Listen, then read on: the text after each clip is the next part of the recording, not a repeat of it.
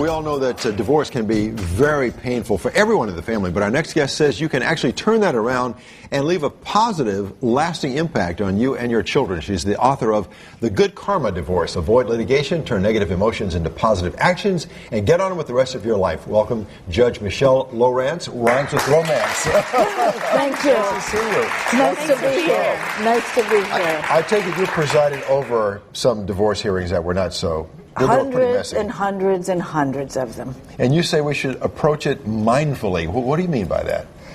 Well, the opposite of mindful would be guided by your reactions. Yeah. So if I was to tell people one thing, it's manage your reactivity. It's your reactivity that's not only going to hurt yourself and your own heart and soul, but it's going to damage your children. What are some examples, just a couple, of the worst reactivity, worst behavior you've seen going on in a divorce proceeding? Well, let's talk about it. Yeah. Betrayal.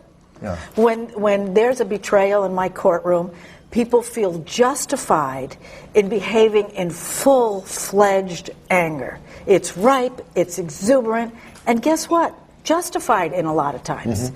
But if that reactivity and anger is not managed, you won't be the only one who'll be paying. Your children will be paying as well. Yeah. And we see that everywhere. And it's so hard not to react. And that's where the heroic parenting comes in. Gotcha. Okay. Well, you actually have some tips on how we can make our divorce a little bit less painful and maybe turn it around to a more positive effect. The first is create a manifesto.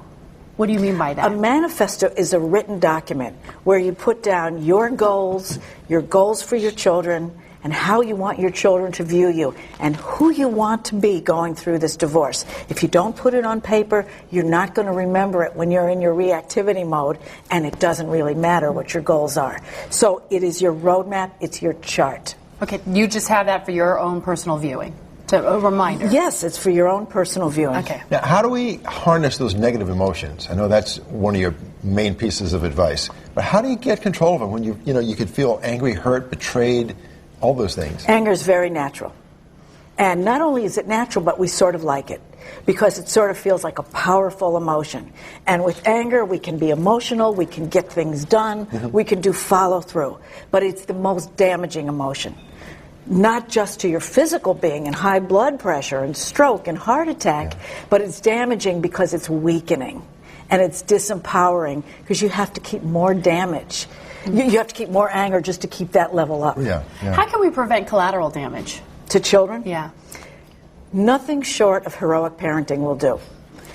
Regular parenting is not enough. You need to learn skills of how to handle adversity in the trenches with your children. Who knows that? Nobody knows that. Nobody's expected to know that. You need to learn them. So what's an example of heroic parenting? Heroic parenting, a spouse does something terrible to you, you're dying to tell your child. They should know the truth as you see it. You don't do it. You feel angry, you don't share it with them. You don't make them your therapist.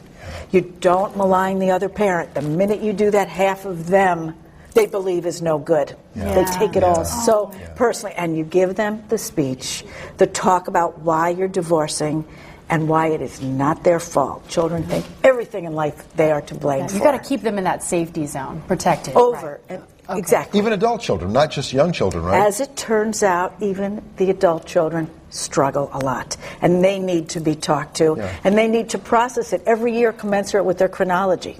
Yeah, I went through a divorce after 29 years of marriage, and my kids were young adults. But the pain that was obvious in them was just like the pain I've seen in young children whose parents are divorcing. Well, it reconfigured their reality in a way they were not ready for it. Why should they be? And even adult children need you to guide them through and tell them, how does this happen? Don't forget, if Daddy gets divorced, what shot do they have of making it? So, very quickly, the positive effect, I mean, a positive divorce is what? What is the positive thing that we carry away from doing it the right way? That you set the legacy for the future of your children and for your own soul. We have choices. High road, low road. Everything you do, plant seeds for your future. What seeds do you want to plant? Great. And you have a book signing Saturday at 7 p.m. at Book Passage at Corte Madera. The book is The Good Karma Divorce. Michele, thank you so much. Thank you very much. Thank you so much. What a pleasure. Thank you.